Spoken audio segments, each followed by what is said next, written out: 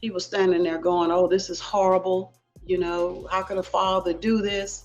Because I heard Marjorie screaming on the phone, telling the bodyguard, take that MF and phone. He treated Wynton less than what somebody would do to their pet. You know, and for everybody that keeps telling me, Mary needs to just move on. And most people can relate to the story of being fired. The uniqueness of my story is that I was fired from my father. The Steve Harvey family drama is back under the spotlight, and the allegations surrounding his relationship with his biological children are just as disturbing now as they were when they first surfaced. For years, Steve has been accused of turning his back on his own kids while publicly embracing Marjorie's children. He was standing there going, oh, this is horrible. You know, how could a father do this? Especially Lori, who appeared to receive the kind of love, support, and access his biological children reportedly spent their lives fighting for. And now that people are revisiting the story, the questions surrounding Steve's treatment of his own family are getting harder to ignore. But the part about his son Wynton from his second marriage to Mary, that's where this goes somewhere darker than most people are prepared for. They kept me silent and blackmailed me and Mary because you abused Wynton. I would have rather did time in jail if I could not have helped him. The details that came out about what Wynton endured are not the kind of thing you forget. We're not talking about a cold, distant father who missed birthdays. We're talking about Steve allegedly removing Wynton from his mother's life, and then, alongside Marjorie, putting that boy through emotional and physical harm severe enough to leave permanent trauma. See it every night before I go to sleep, and it's in my face every morning. And I want to say this for all the people out there that keeps telling me what I need to move on and get over. When this story came across my radar, it hit different. And once you hear everything, it's going to hit you the same way. This is what we're breaking down today. How Steve Harvey allegedly neglected his own flesh and blood while crowning Lori like royalty.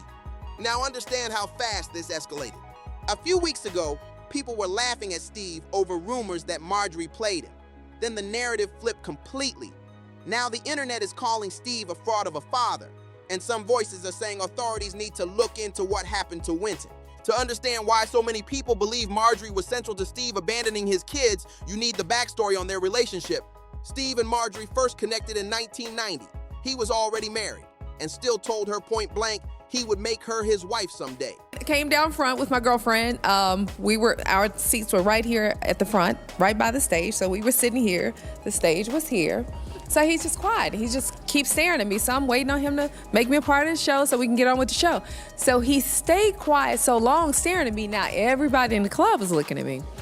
And so he finally realized, okay, I gotta say something. He was like, oh, I'm sorry. I don't know who this is, but I'm gonna marry her.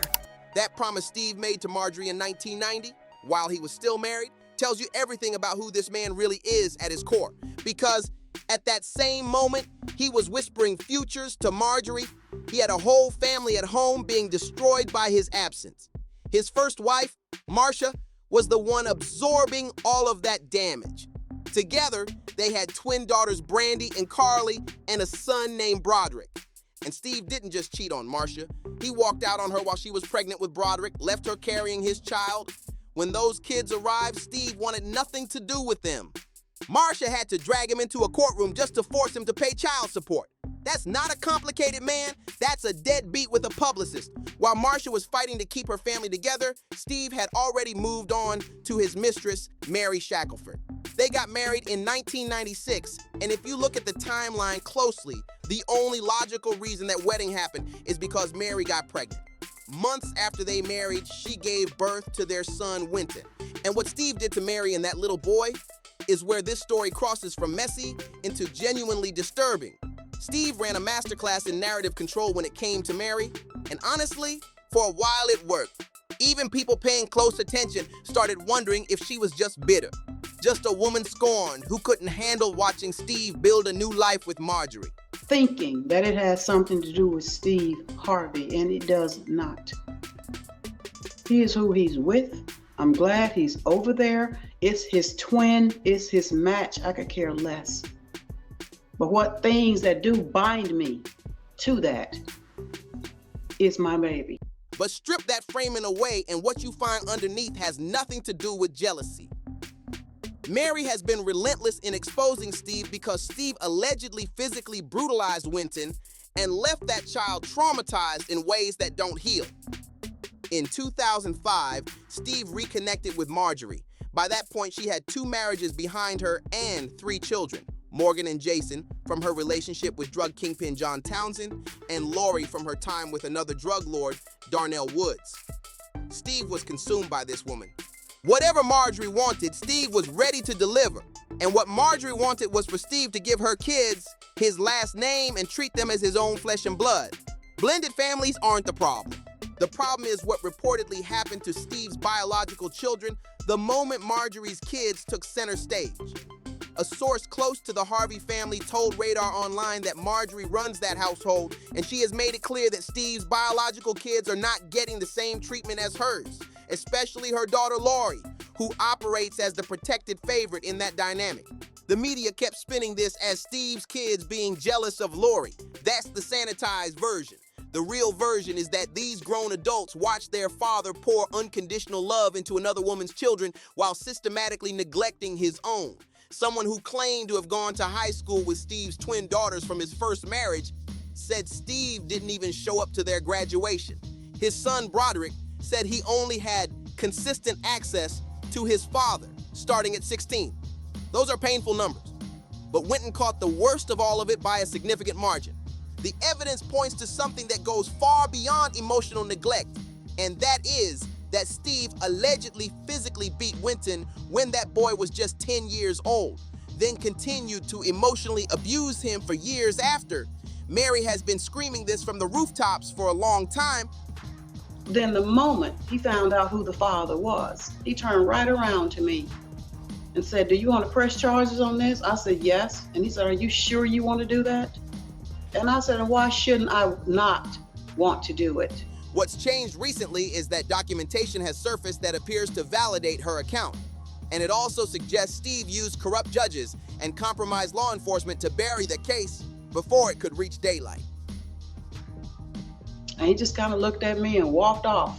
So I went down to the police department to get the report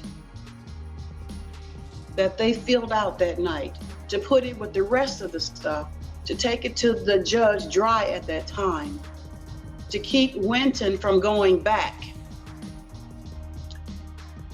The plain old police department would not give me that report. They would not give it to me.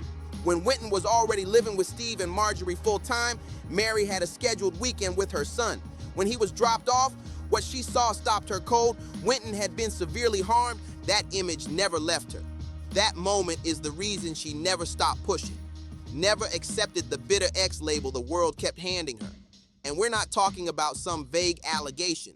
Mary was specific. According to her, Steve used a belt with a metal buckle and a paddle.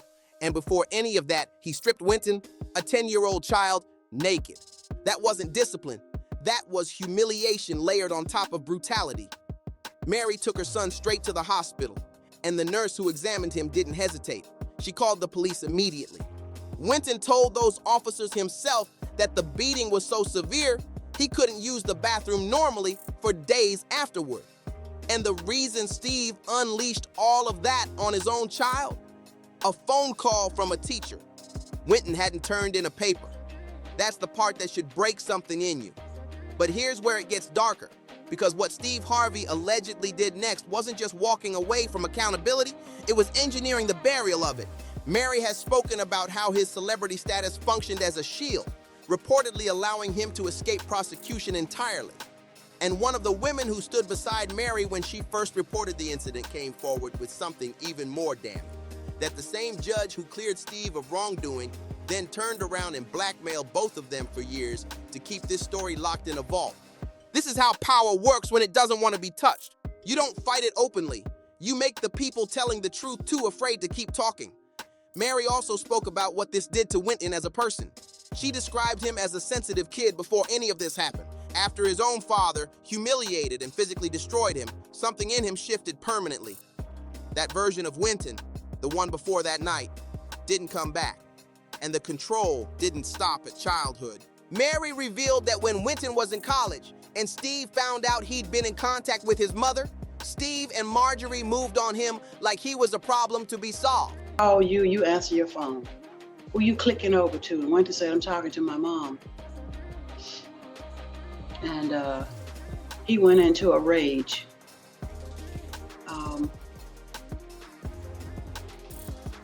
I could hear him on the phone. Why are you talking to your MF and mother or mama? And what y'all talking about? Steve's bodyguards were dispatched to Wynton's dorm room in the middle of the night to physically remove him. Marjorie reportedly ordered them to destroy his phone, their own son, in college, because he talked to his mother. And they started pulling Wynton's stuff out of that dorm. His clothes. They took his computer. They took his driver's license, social security card.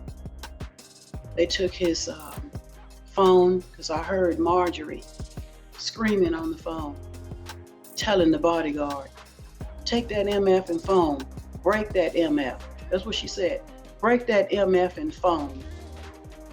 And then everything went dead. The full interview with Mary goes even deeper than what we've covered here.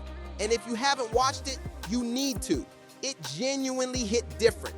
The fact that Steve Harvey built an entire public identity on being a man of God, a devoted father, and a relationship authority while all of this was allegedly happening behind closed doors.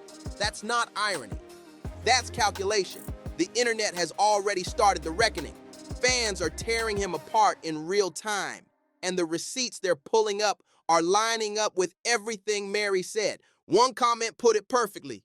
The ones who sell you righteousness the loudest are almost always the ones living the opposite. Steve Harvey doesn't get to be America's favorite uncle and escape this. The mask is off. And Mary never stopped pulling at it. If you're tired of the watered down takes and want the real story behind what's happening in the culture, stick with BarzBuzz. We don't do PR, we don't do spin, just the truth the industry doesn't want trending. Subscribe and make sure you're notified. The next one drops sooner than you think.